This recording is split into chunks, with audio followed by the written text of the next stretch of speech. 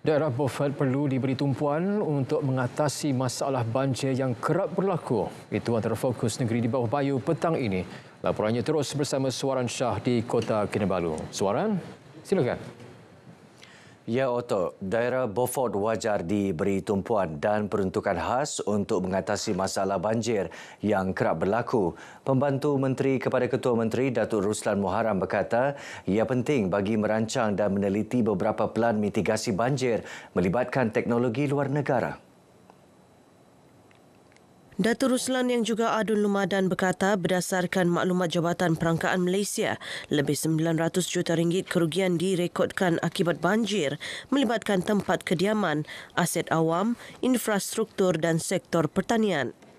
Bapa daerah Beaufort ini sudah daripada ujung tahun 2024 sehingga hari ini, bulan Mei, sudah 10 gelombang air banjir kita telah hadapi. Kita mencadangkan kepada kerajaan supaya kita melihat daripada negara-negara luar punya teknologi ini, supaya kita minta kajian kepada negara-negara yang telah dapat mengatasi masalah banjir ini.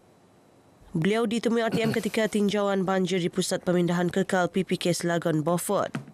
Berdasarkan infografik Sekretariat Jawatan Kuasa Pengurusan Bencana Negeri, 1,526 penduduk berlindung di 5 pusat pemindahan sementara PPS di 2 daerah setakat 4 petang tadi. Jumlah penduduk berlindung di PPK Selangor meningkat iaitu 260 penduduk berbanding 221 pada sebelumnya. Manakala di Suk jumlah penduduk berlindung di 4 PPS kekal 1,266 orang. Sementara itu di Sepitang 26 penduduk dibenarkan pulang ke rumah selepas PPS Dewan SK Padang Berampah ditutup secara rasmi 3 petang tadi. Kementerian Pertahanan Malaysia MINDEF akan menamatkan kontrak projek pembinaan 144 unit rumah keluarga angkatan tentera di kem kukusan Tawau yang gagal siap mengikut jangka masa ditetapkan. Menterinya Datuk Seri Muhammad Khalid Nordin berkata kelewatan itu menyebabkan kos pembinaan meningkat selain anggota tentera terpaksa menyewa rumah dalam tempoh yang lama. 77 juta ringgit kerajaan telah luluskan, tetapi projek itu tak berjalan dan terpaksalah kita mencari kontraktor baru. Biasanya bila kita laksanakan tender semula, ianya melibatkan peningkatan kos. Jadi tentunya pihak kementerian terpaksa mencari menambah dana yang sepatutnya dana-dana itu boleh digunakan untuk projek lain. Datuk Muhammad Khalid ditemui media selepas meninjau tapak projek Madu Kelulut di kem Kabota Tawau. Menurutnya, kerajaan menerusi MINDEF telah memperuntukkan 99 juta ringgit untuk membina perumahan baharu anggota tentera di kem Kabota Tawau yang dijadual siap pada September tahun depan. Turut diperuntukkan RM100,000 bagi kerja-kerja penyelenggaraan serta pembaikan Dewan Berani Ikhlas Kem Kabota dengan kerjasama Boosted Plantations Berhad di bawah Lembaga Tabung Angkatan Tentera.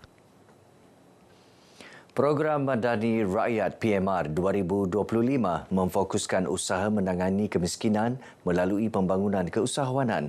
Program yang akan diadakan di Tawau bermula 9 hingga 11 Mei ini akan dirasmikan Perdana Menteri Datuk Seri Anwar Ibrahim.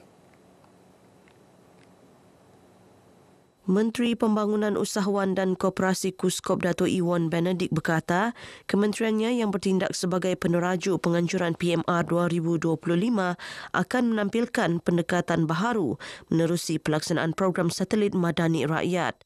Inisiatif tersebut melibatkan pelaksanaan tanggungjawab sosial korporat CSR, agensi di bawah KUSKOP, antaranya UDA, Perbadanan Nasional Berhad, Bank Rakyat dan Institut Koperasi Malaysia. Ia termasuklah membaik pulih infrastruktur asas di kampung dan kawasan perumahan terpilih di negeri ini. Tahun ini kita memilih tema menuktahkan kemiskinan melalui keusahawanan kerana kita mengambil beberapa iktibar. Amanat Yang Amat Berhormat Perdana Menteri tahun ini memberi fokus kepada 2 tumpuan utama, iaitu menangani masalah banjir dan menangani insiden kemiskinan, khususnya di Sabah. 50 kementerian, jabatan dan agensi kerajaan dijangka menyertai program PMR ini melibatkan rakan strategik dari sektor swasta serta usahawan tempatan termasuk pengendali truk makanan. Orang ramai diajak hadir ke program tersebut bagi mendapatkan pelbagai perkhidmatan kerajaan, sesi padanan perniagaan selain memberi maklum balas terhadap apa sahaja dasar dan inisiatif dilaksana kerajaan. Lebih banyak kawasan rukun tetangga KRT perlu diwujudkan di kawasan kejiranan bagi memastikan mesej dan hasrat kerajaan disampaikan dengan lebih jelas dan berkesan. Ahli Parlimen Kalabakan Datuk Andi Muhammad Suryadi Bandi berkata, antaranya KRT dapat mempermudah pelaksanaan aktiviti di samping menerapkan nilai perpaduan dan integrasi nasional dalam masyarakat. Jelas Datuk Muhammad Suryadi, KRT juga dapat mengukuhkan keharmonian dan perpaduan antara rakyat berbilang etnik dan budaya. Di Sabah ini kita ada 1,125 KRT seluruh Sabah dan di daerah Tawau ada 58. Matlamat utama penubuhan KRT sudah pasti adalah untuk menyatu padukan tetangga dalam satu kawasan kemasyarakatan, dan saya ingin menyuruhlah agar penduduk taman ataupun kampung dapat menubuhkan lagi lebih banyak KRT ini. Beliau ditemui pemerintah selepas merasmikan program eksplorasi perpaduan satelit PMR Sabah di Tawau. Sementara itu, Ketua Setiausaha Kementerian Perpaduan Negara, Datuk Ruji Ubi, mengajak masyarakat untuk memanfaatkan program Madani Rakyat yang akan diadakan di Dataran Majlis Perbandaran Tawau pada 9 hingga 11 Mei ini. Bagi pihak Kementerian Perpaduan dan khususnya Jabatan Perpaduan Negara dan Integrasi Nasional serta KRT di Tawau, datanglah beramai-ramai untuk meraihkan mendapatkan perkhidmatan daripada ruai-ruai yang disediakan. Susulan gegaran yang dirasai penduduk di daerah Tawau akibat gempa bumi berukuran 6.1 skala Richter di Semenanjung Minahasa, Sulawesi, Indonesia malam tadi. Pihak Jabatan Bomba dan Penyelamat Malaysia JBPM Tawau giat membuat pemantauan dengan memberi tumpuan di bangunan-bangunan tinggi termasuk hospital.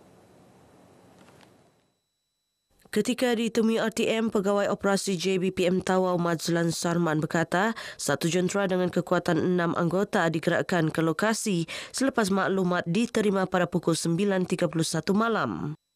Rondan kita lebih menumpukan kepada bangunan tinggi, terutama kepada bangunan hospital, bangunan hotel, stesen minyak dan lain-lain lah. Dan hasil pemantauan kita tidak ada sebarang kerosakan dan membual kepada penghuni ataupun penjaga bangunan tidak ada melibatkan kemalangan jiwa lah. Sementara itu, mereka yang ditemui berkongsi detik cemas ketika gegaran berlaku. Ada saya rasa sekitar jam 8.45 begitu semalam. Orang tinggal di flat itu pun ada turun semalam mau pergi di pasar malam. Jadi saya tanya, kamu di atas ada rasa kah bergegar tadi baru-baru? Iya bilangnya, saya rasa sampai kami turun semua, dia bilangnya takut kalau ini bangunan rubuh. Tidak juga lama-lama, macam dalam 4 menit dia datang, lepas tu berhenti lagi. Saya rasa lagi sampai 3 kali. Ya berulang, 3 kali berulang. Barusan tidur awal, lepas tu rasa tapi dia sekejap ada, sekejap tak ada, sekejap ada lagi. Macam 3 kali lah begitu. Saya terus duduk, risau ingatkan tadi kereta kalau langgar bangunan. Ingat begitu sejak. Sekali besok pagi dengar berita, rupanya ada gegaran kan Bandar Tawau. Semalam, Jabatan Meteorologi Malaysia memaklumkan gempa bumi yang melanda Semenanjung Minahasa, Sulawesi itu turut dirasai penduduk di Lahad Datu dan Semporna. Bagaimanapun, tiada ancaman tsunami dilaporkan. Sekian perkongsian dari Sabah untuk petang ini. Untuk lebih banyak perkembangan semasa, kita teruskan bersama Otto dari Sungai hingga Segara Palestin Pasti Merdeka. Silakan Otto. Baik, terima kasih. Suara langsung dari Sabah.